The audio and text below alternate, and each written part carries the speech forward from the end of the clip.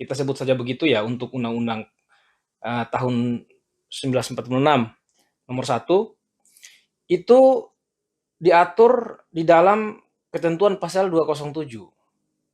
Sementara dalam KUHP yang baru itu diatur di ketentuan pasal 218.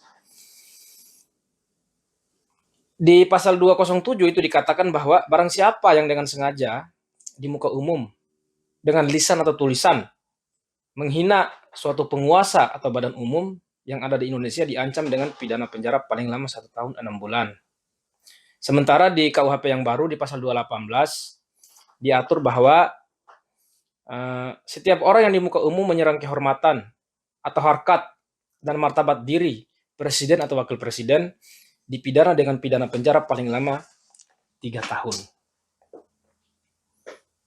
Meskipun memang di ayat 2 dikecualikan bagi apabila perbuatan tersebut dilakukan untuk kepentingan umum atau pembelaan diri.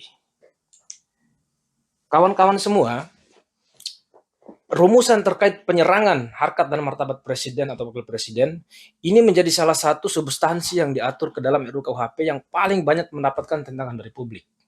Kenapa? Karena rumusan seperti ini memang satu rumusan yang bisa dibilang usang, ketinggalan zaman dalam kehidupan negara demokrasi. Apakah kita kemudian tidak bisa melakukan kritik terhadap penguasa? Apakah setiap kritikan kita terhadap pemerintah itu kemudian diancam dengan hukuman pidana? Atau sebagai contoh misalkan seperti podcast saya ini saya mengkritik beberapa substansi yang diatur ke dalam Undang-Undang KUHP. Salah satunya terkait dengan bagaimana penyerangan kehormatan dan martabat presiden. Apakah ini kemudian dianggap sebagai suatu tindakan pidana gitu? Kemudian tiba-tiba kemudian saya dikenakan pidana.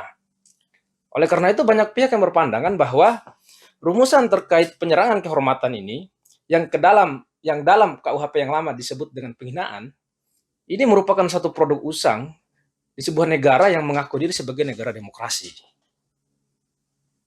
Teman-teman semua tentu bisa menilai apakah kemudian rumusan ini sesuai dengan semangat reformasi, sesuai dengan semangat dan nafas demokrasi, atau justru ini merupakan suatu regulasi yang justru mengancam kebebasan berpendapat, yang kemudian mengancam kebebasan kita sebagai rakyat yang memang memiliki hak untuk mengkritik pemerintah yang kemudian kita tunjuk. Kita yang memilih pemerintah kemudian tidak bisa kita kritik dan kemudian kita diancam dengan pidana. Ini menjadi satu pertanyaan terbesar. Ya, ini sudah disahkan kan begitu. Tetapi memang masih ada satu saluran konstitusional yang bisa kita ajukan, yaitu melalui judicial review undang-undang ini ke dalam Mahkamah Konstitusi. Apakah pilihannya akan kita ambil? Atau kemudian kita akan menerima begitu saja rumusan yang mengancam kebebasan demokrasi ini? Pilihan kembali kepada kita sebagai rakyat Indonesia.